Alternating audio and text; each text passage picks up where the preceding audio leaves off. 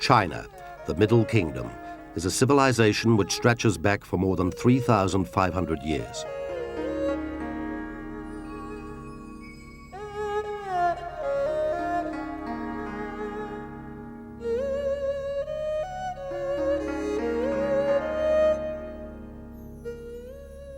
Traditionally regarded as a land of mystery, it is only in this century that ancient China's secrets have started to unravel, with incredible archaeological discoveries providing us with an insight into China's early civilizations.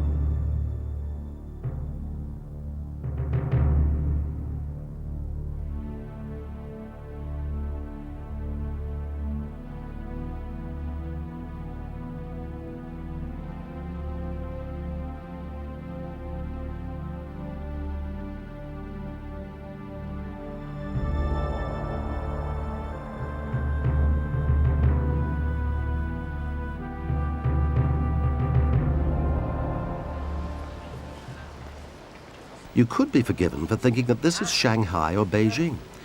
It is, in fact, London's Chinatown. Many capital cities in the West now have their own Chinese quarter, where Chinese culture is easily accessible.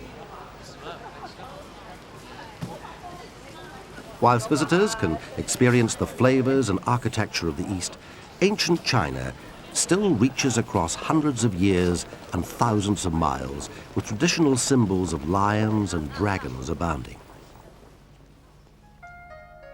The reality of ancient China is, however, a far cry from this bright, glossy Western interpretation. Chinese legend says that in the beginning of the world, there was a great chaos, and the sky and the earth were like the yolk and white of an egg. Then Pan Ku, primal man, was born. He gave form to the earth and sky, creating earth from dark, impure elements and sky from bright, clear elements.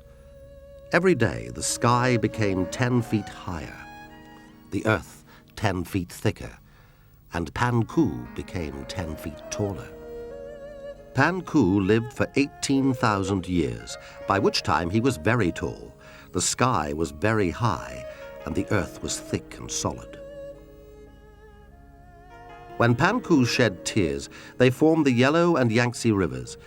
His breath formed the wind, his words created roaring thunder, and his darting looks became lightning. When he finally died, his eyes became the sun and moon, and his body formed the 5 sacred mountains of China. His hair turned into the trees and plants, and his fleas became the human race. In the countryside of China, nothing much has altered over the last few thousand years. Fishermen have fished on the Yangtze River in much the same way for centuries, whilst men and women work the fields. There is, however, a noticeable lack of ancient architecture in this rural landscape, as most buildings were made from perishable wood. We can, however, through archaeological finds, chart human civilization in China right back to Paleolithic and Neolithic times. This is followed by the Shang Dynasty of 1600 to 1027 BC. These people were the successors of the Stone Bronze Age people of China, and the Shang Dynasty is the first indisputable dynasty in Chinese history, whose 27 or 28 kings ruled through divination, the reading of oracle bones and shells to forecast events. The earliest Chinese writing also comes from this period. This was a feudal system, where those at the core of the state were linked to the royal house by blood, beliefs, and self-interest. The Western Zhou dynasty runs from 1027 BC to 771 BC. The Zhou were a semi-nomadic clan who originated from the northwestern edge of Chinese land. And as they moved south, they came into contact with what was then China and the Shang kings. Over 2 generations, the Shang were gradually replaced.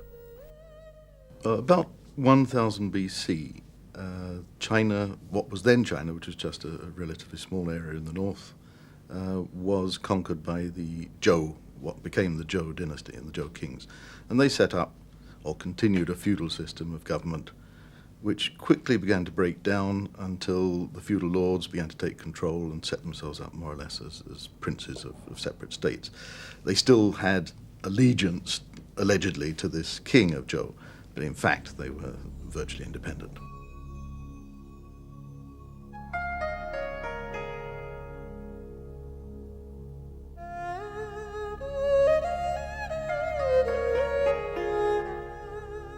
Confucius was an arch-feudalist, and he, of course, came from the ruling class, so naturally wanted to perpetuate it.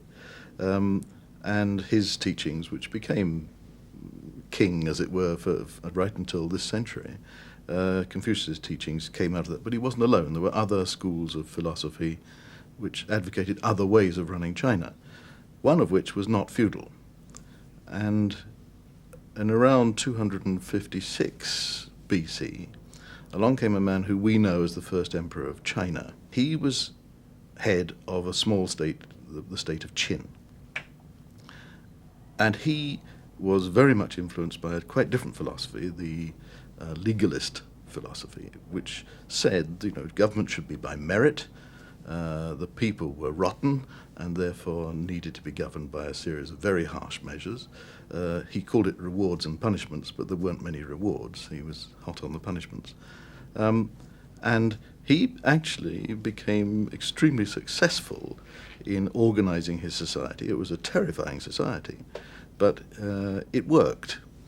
And ultimately it worked in that he was able to model his army on the same principles. His army became more efficient. And the long and the short of it was that in 221 BC, he's able to conquer all the other states of China and set himself up as top guy and called himself the first emperor of China.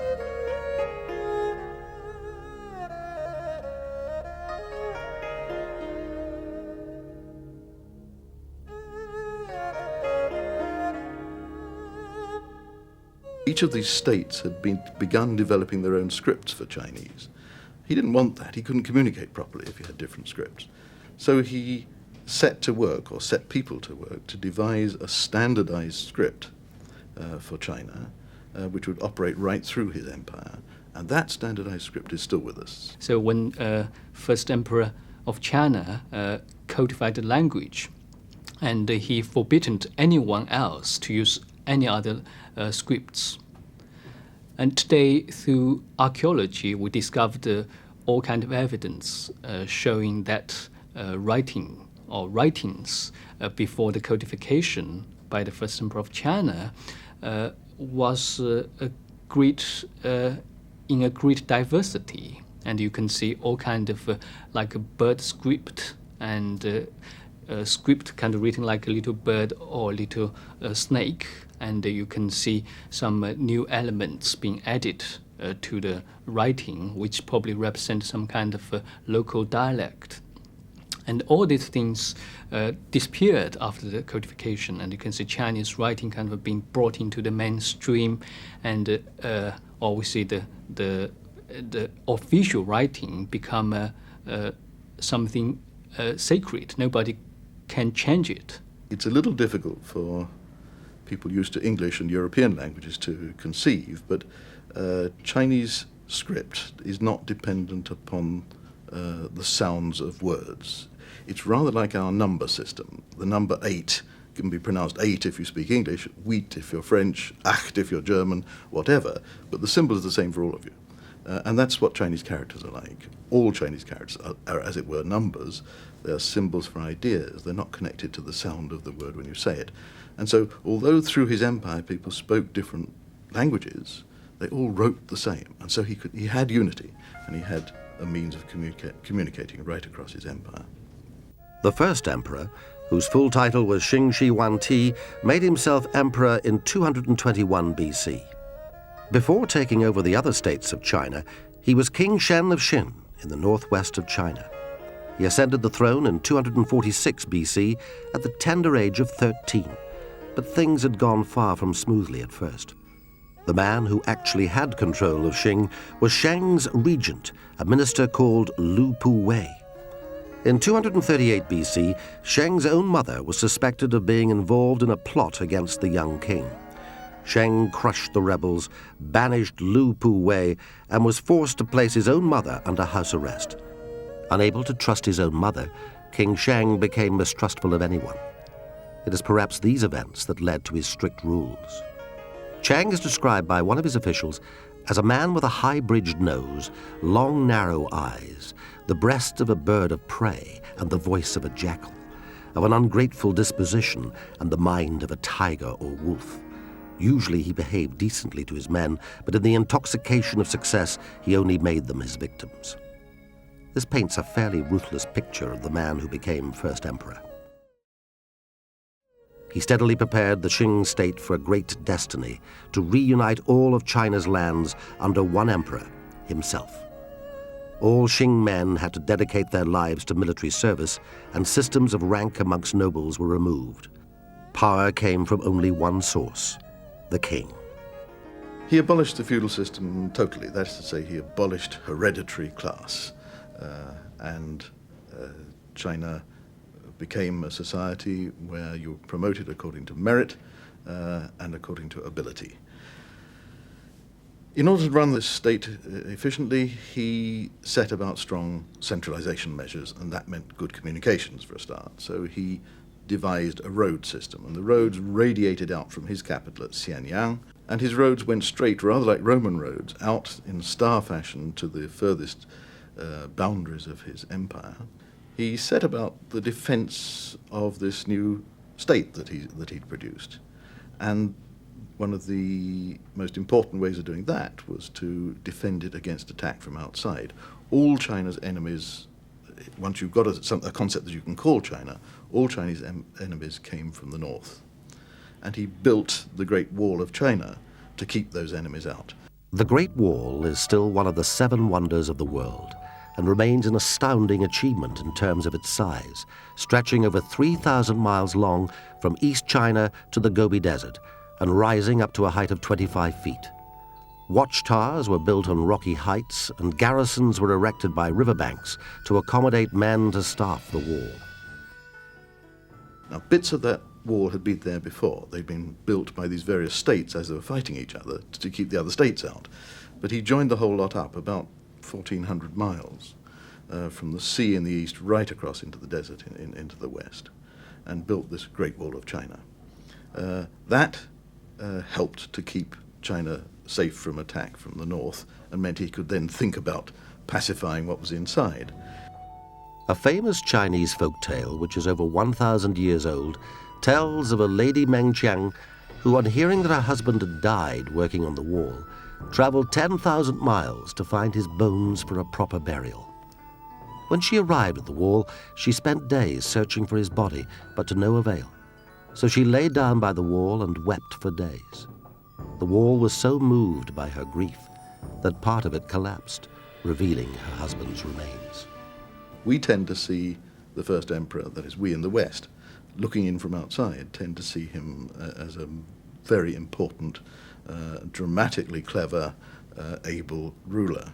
The building of that Great Wall, as far as the Chinese people are concerned, even in the 20th century, was a horrific event. We look upon it as a major triumph of mankind. It's the only man-made thing you can see from the moon. It's built across quite inhospitable terrain. The cost of building it in terms of money was great, but in terms of human life was awful. Many, many died. And the Chinese have inherited from this a kind of belief that people buried under walls makes them strong. Now, whether that belief existed before the time of the first emperor is not known. It certainly exists now. Even in the 20th century, rumours still come up of people being surreptitiously buried under constructions in order to make that construction strong. In 1921 in Hong Kong, when they conducted a census, they found they had no returns on male children under the age of 3.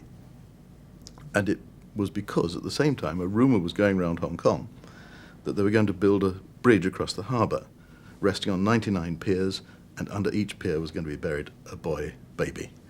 And so no one declared boy children at all, and the census was totally messed up by this.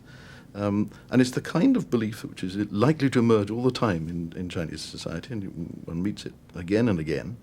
And it's said to start from the Great Wall. Whatever, many people died building that Great Wall, and it remains for the Chinese a symbol of cruelty and oppression and of this tyrannical ruler. He standardized everything. All the weights and measures were standardized before each state had had its own, and even bits of states had had their own. He said, no, there will be one standard measure for everything, including, and this is the example that's very often quoted, including the length of axles of carts. That actually wasn't so silly. He had this wonderful road system, but it wasn't a paved road system, it was a mud road system. And in wet weather, the wheels of the carts would very quickly make ruts.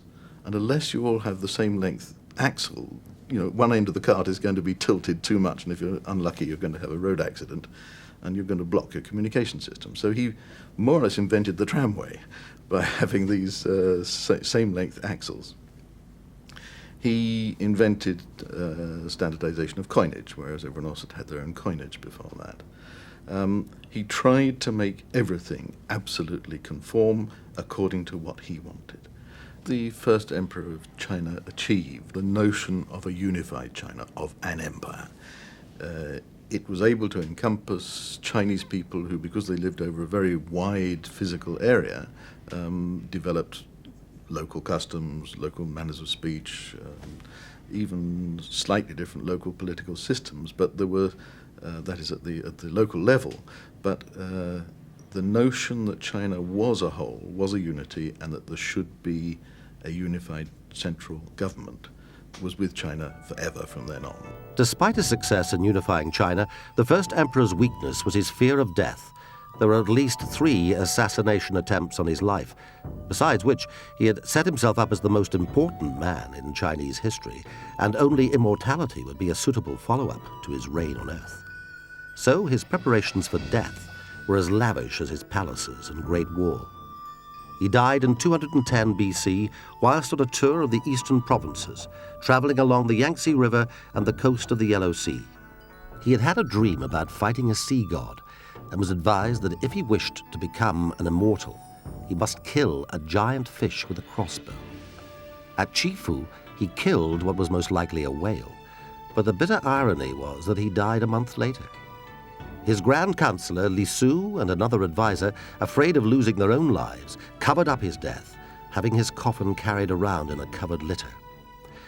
This gave the men time to forge the emperor's will, leaving his empire to his second son. News of the emperor's death was released after their return to the capital Shenyang. He was eventually buried at Mount Li, the place where he had constructed an incredible tomb.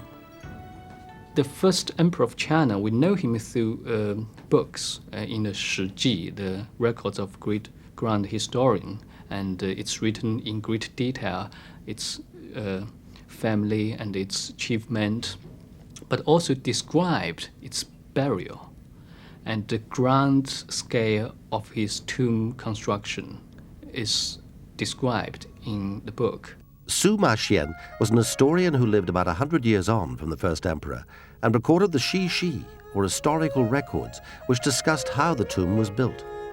As soon as the first emperor became king of Xin, work was begun on his mausoleum at Mount Li. More than 700,000 conscripts from all parts of China labored there.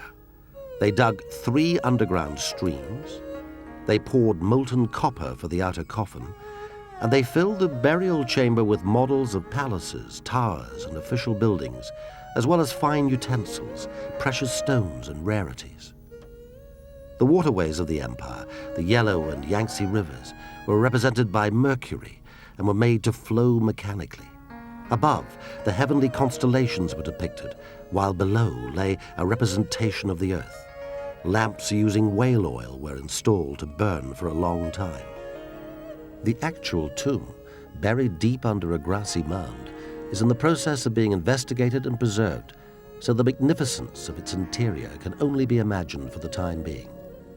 Today, the mound is surrounded by fields, but in 210 BC, there would have been a walled inner enclosure with gates on each side, with another walled enclosure around that. These enclosures would have been part of the strict measures taken to protect the tomb from grave robbers, and it is written that inside the tomb there were also automatic crossbows set to fire upon any intruders. The excavated pits of the first emperor's famous Terracotta Army are 1.5 kilometers to the east of the burial mound. In archaeology, you can see this tomb is still there today, and most amazingly, it's the probably very famous terracotta soldiers, or also called Terracotta Army of the first emperor of China. It was discovered during the Cultural Revolution. Now it's a museum, and with 3 huge pits full of terracotta figurines in immense size, or even taller. Some of them runs like over 200 centimeters, and so some people say they were kind of early northerners, much stronger than today's Chinese. Estimated around 7,000 terracotta soldiers were buried beside the emperor's tomb. Not just soldiers, also horses and chariots, and these soldiers were originally had bronze weapons, but these bronze weapons mostly were taken by peasants' rebellion or rebels. When they first got in the tomb, the first thing they wanted was weapons, bronze weapons. So the tomb was disturbed, and not long after it's been constructed. However, I mean, it's still intact. I mean, today, if you go to the site, you can see these soldiers and these clay horses. And why did the first emperor bury these soldiers' horses? They were replicas in or by his tomb. It's always a question, fascinating question. To consider this phenomenon or question, we may also have to go back to an earlier period, such as the Shang Dynasty. In Shang inscriptions, it's been recorded that human sacrifice was frequently used. The numbers can run 5, 6, dozen, or 100, and sometimes thousands. I don't know exactly whether they actually used 1,000 men, chopped the head off and buried in or beside king's tombs. It's not so far no evidence of over 1,000 people being killed, but certainly several hundreds kind of beheaded men were buried at the site. That's have been discovered. This human sacrifice is very much of Shang Dynasty custom, and when the Zhou ruler came, they reduced the use of human sacrifice, and because we all remember Confucius was very much against the barbarian custom of human sacrifice. But rulers or rich people, they are not quite giving up the idea. But since they, unless very powerful rulers still do sacrifice human beings, most people start to use replicas made in clay or wood, and as you can see through Chinese, early Chinese tombs. So when the first emperor of China, when he started to build his tomb when he was still alive, and he also started to making a terracotta army to guard his tomb, why did he do so? I mean, who were his enemies? And that's still be debated among scholars, but generally believe that in the east side of China, and he was not completely in control, so still rebels and rebellions against the first emperor of China at that moment. So maybe it was his worry made him to make this huge Terracotta Army to defend himself in the underworld. Little Chinese art can be definitely dated to the Qin dynasty. It's the subsequent Han Dynasty which has proved rich in archaeological and artistic finds. This dynasty was founded only 4 years after the death of the first emperor, following a period of civil war. The Western Han Dynasty began in 206 BC to AD 8, and then sandwiched in between is the short Xin Dynasty of AD 9 to 23. This is followed by the Eastern Han Dynasty of AD 24 to 220, so we are now looking at a total time span of around 400 years. The Han Dynasty is one of the great periods of Chinese art, one of the great periods of Chinese history. More or less, the cycle of dynasties, which continued uninterrupted until the beginning of the 20th century, had its pattern set in the Han Dynasty in this period from 200 BC to 200 AD, roughly speaking. And thousands upon thousands of Han Dynasty tombs have been discovered from that time. Those are the material that give us the greatest insights, not only into Han beliefs about death and the afterlife, but also the daily life and activities and what they considered important in their lives. One of the most spectacular finds has been a series of tombs in Changsha in Hunan province, right in central China. Essentially, they're mounds about 16 to 20 meters high. In one of these, 3 tombs were discovered, side by side, slightly overlapping. Each consisted in a deep pit cut through the man-made mound, back down to ground level and slightly below.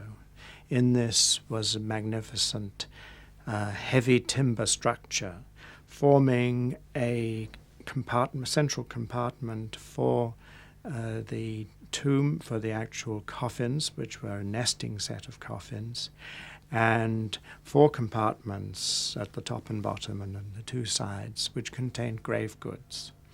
All of these were elaborately wrapped up, for instance, baskets of clothing, tagged and listed in an inventory on bamboo slips. The whole burial was sealed in with a thick layer of charcoal and another thick layer of white clay, which rendered the whole thing impermeable.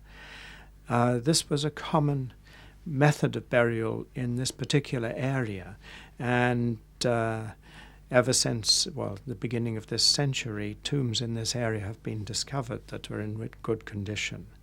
But the difference in this tomb is that the condition in which everything was found was practically pristine. There had been little decomposition, even of the body of the lady who was buried there.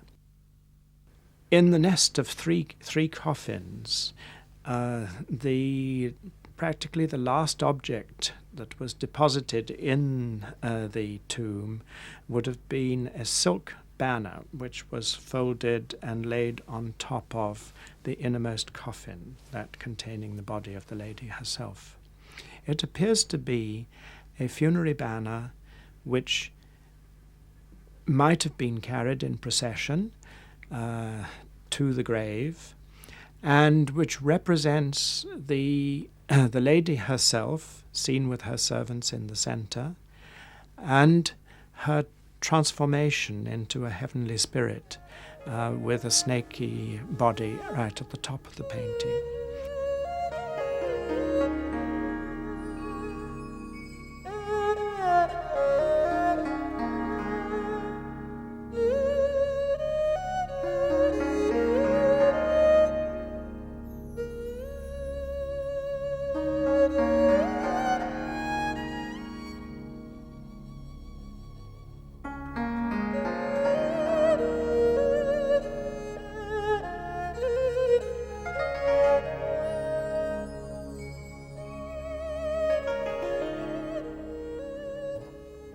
Dunhuang is an extraordinary site which links the Han Dynasty to the present day, because originally it was in 111 BC that the warlike emperor, Emperor Wu Di, seeking to consolidate his power, expanded westwards and eastwards. So in 111 BC, Dunhuang, which means great and glorious, something like that, was established as a garrison commandery. But it really began to become famous much later, in the 4th century AD, when a Buddhist monk, his name is Yue, was said to have carved a cave, probably for solitary meditation, in an amazing 1.5 long cliff, about 25 kilometers from Dunhuang to the southeast. And following on, during the period of the northern dynasties, that's in the 5th and 6th centuries AD, and then at an increasing tempo in the following centuries, caves were cut at Dunhuang one after another out of the gravel cliff. Because the stone was sort of pebbly gravel, stuck together and quite easy to excavate, but not easy to carve, these caves were all lined inside with a kind of clay plaster mixed with organic material, wild hemp and straw, which you can see very thickly enfolded in the plaster. This plaster has lasted over 1,500 years without showing any signs of cracking or deterioration. And going inside these caves is quite an extraordinary experience, because every surface, and sometimes even the floor, is decorated. The floor with tiles, but the rest clay plaster on the walls, and stucco figures which were built on an armature, wooden armature. And these, while they were at first perhaps intended simply for solitary meditation in the wilderness, according a vital part of Buddhist practice, soon became shrines to the Buddha. There are paradise scenes, there are scenes of daily life, of merchants being held up on the Silk Road by border guards or by bandits. Dunhuang was this important place, supported by the Han expansionary empire. It was that expansion of Han which made it possible for the overland route to Western Asia to become a real highway of cross-cultural influences and communication. And many luxuries reached China and left China through this route. The Buddhist art in the caves of Dunhuang reflects how popular the religion became in the 6th and 7th centuries in China. But it did not displace any of the existing religions already in practice, shaping and evolving around these instead, creating an ethos of balance and harmony. It's very difficult to talk of one religion for China. There really isn't a Chinese religion. What China has practiced is a whole heap of religious elements which have come together to make a kind of religious stew, I suppose. Most people in China, most ordinary people in China, have practiced a whole mix of religions all at once, and they would include Buddhism, which came from India into China about the 1st century AD, sometime not too far from the time of Christ, and very rapidly gained acceptance in China, but became changed in the process. In Chinese Buddhism isn't much like Indian Buddhism. In fact, it's become very much Chinese style. But Buddhism was very acceptable to people. They hadn't at that time got a religion which talked about personal salvation in any kind of sense. You were merely a cipher in a family before that, and then there was fate which kind of sat over you. but there wasn't any way in which you could work in this life to get a better life afterwards. And Buddhism must have been like real jam on your bread when it first came into China, because suddenly the Chinese people could see that there was value to the suffering that they certainly experienced, that they could get something out of that. Taoism, that's T-A-O, Tao, usually spelled, but Taoism was a native Chinese philosophy, which was one of those philosophies which was current at the time of Confucius and the legalists. And Taoism is very dear to Chinese hearts. It's a kind of naturalist philosophy, basically saying that nature doesn't really take any actions at all. Nature just is. And man, if he really wants to be happy, and must somehow conform with nature, and that means he mustn't do anything either. It's a kind of hippie philosophy in some ways. You didn't have to ask where your money was coming from, somehow it would appear. But it certainly appealed to the Chinese very much, and this notion that you could be one with nature, and that the best you could hope for is to become one with nature, was what Taoism came from. Trying to get like nature led them down some very odd paths, because nature, people could see, went on forever. It was eternal. And therefore, the notion that man should be eternal started to occur to people. And they started looking for the elixir of life. They started looking for ways to make themselves immortal. And they took some very strange paths to that, including looking for the philosopher's stone and all these things. But it became very obvious that whatever they did, whatever techniques they cooked up, whatever medicines they tried to invent for themselves, or whatever fasting techniques, or whatever they went in for, they died. And round about the time that Buddhism came to China, that is not too long after the time of Christ, Taoism had, of its own accord, merged into an area where it began to separate body and soul, and became a religion. Because the body can't go on forever, that was obvious, you died. But perhaps there's a soul which can. So Taoism became a religion too. They also believed in ancestor worship. And ancestor worship, in the Chinese form of it, consists of worshipping your father and your grandfather and your great-grandfather and so on, in the male line, backwards, as gods. And those ancestors would then look after you in this life, you hoped. In some ways it's a kind of negative religion, because if you don't worship them, their souls get into dreadful difficulty in the afterlife, because their souls are kept alive by the offerings that you make to them. If they die, you're going to pay for it. But there was also the positive side, that you believed that your ancestors had a positive interest in your welfare, and in return for your worship, they would do their best to ensure that your life was good on this earth. It was the religion of the family, and the family was very important to the Chinese, and remains so today.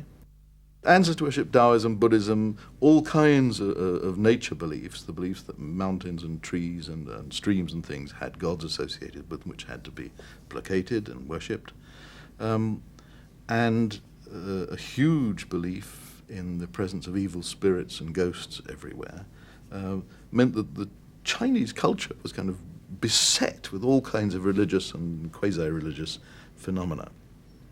And Chinese people tended to believe in all of them. The Silk Route not only opened up China to religious and cultural influences of Buddhism, but also to trade with other countries.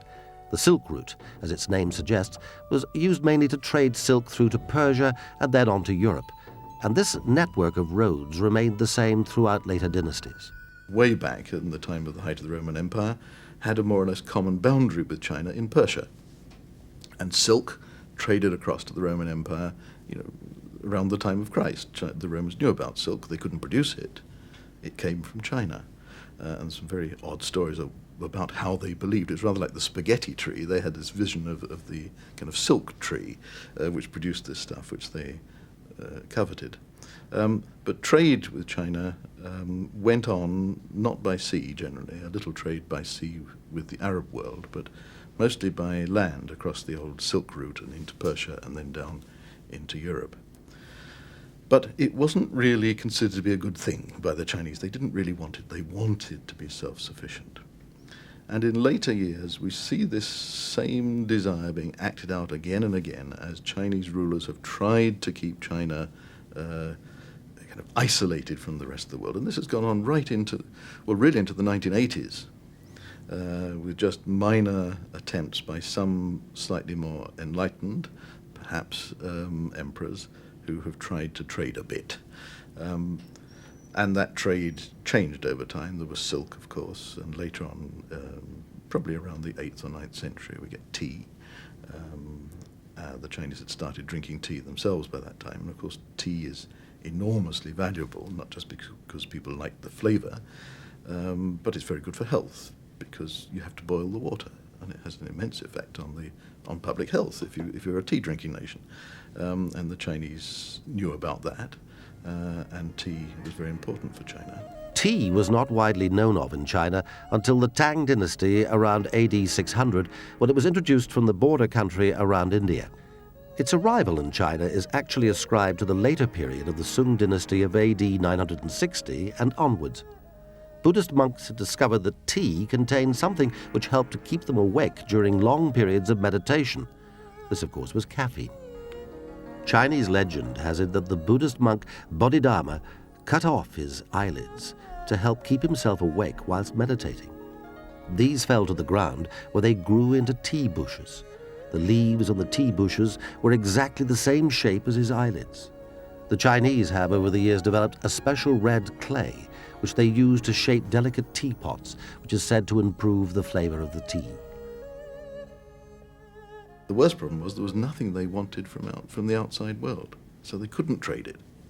And this, in the 17th, 18th centuries, developed, and early 19th century, developed into a major problem for traders who wanted desperately to get Chinese goods and had no means of paying for it, except ultimately silver. And silver on the world market became an extremely difficult commodity in the 18th and 19th century because it was all disappearing into China, which the Chinese didn't particularly want either, but there it was.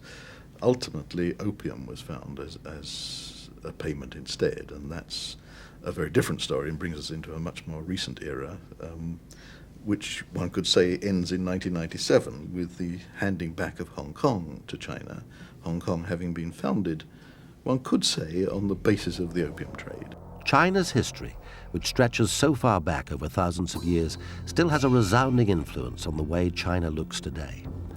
Every part of Chinese life is infused with ancient traditions, and the Chinese pride in their culture has ensured that history and legends are kept alive. One of the most well-known and colorful examples of this is the Beijing opera, which takes its roots from Chinese drama, a traditional form of entertainment with a continuous history stretching back over 900 years. The first recorded play took place in the early Sung period, around 960 AD, and combined together a number of art forms which had already existed for over 1,000 years. Chinese plays are called operas because music is such an important element, yet they bear little resemblance to Western opera. The Beijing opera was formed in the early 19th century when the Emperor Qianlong ordered opera groups from all over China to Beijing to perform on his 80th birthday. Inevitably, some groups remained in the city and formed a new troupe, and in turn a new form of opera containing music, dance, mime, and acrobatics. The audience will already be familiar with the tales enacted, which are based on historical events and folklore, and the characters are two-dimensional in that they are symbols for the virtues and vices which affect us in everyday life. There are four main character types, which are identified by traditional makeup and costume: the male role, or Shang; the female role, or Tang; the painted face, or Xing; and the clown, or Shu. The Chinese attitude of balance and harmony is reflected everywhere, even in architecture, with houses arranged around courtyards. The space between the sides of the courtyard is as important as the inside of the building, the emphasis being on the contradiction of inside and outside. The orientation of the courtyard construction lies on a north to south axis, with the head of the family living in the superior northern section. Dwellings arranged in such a pattern go back to the earliest days of Chinese history, even in rural areas. But perhaps the finest example is the Imperial Palace, situated in Beijing's Tiananmen Square, or the Square of Heavenly Peace. The Forbidden City is contained from the rest of the city by walls, and inside there's a vast open courtyard overlooked by the Hall of Supreme Harmony, which contains the dragon throne of the emperor. The inner courtyard is marked by a pair of golden lions at the gate of heavenly purity, and it is inside this inner area that the imperial powers lived. Beijing abounds with traditional examples of Chinese architecture. The general ethic is that buildings should blend in with nature or the surrounding buildings. The Chinese view of the cosmos is that heaven is round and the earth square. Hence man's dwellings are square, whereas sacred buildings where emperors communicated with the heavens, such as the Hall of Prayer for Good Harvests, are round. This beautiful example of Chinese wooden building was built without the use of a single nail. Even Chinese gardens are a feat of careful construction, with the ancient Taoist principle of a delicate balance between man and nature constantly mirrored. The hard yang elements of rock is balanced by the soft yin of water, and an energy called qi can flow freely. This energy flow is also essential for a healthy body. Fragments of ancient drawings show that the Chinese have taken slow gymnastic exercise called Tai Chi for over the last 1,000 years to aid this flow. Chinese cooking continues this theme of balance, with flavors and ingredients carefully combined so as not to disrupt the body's harmony.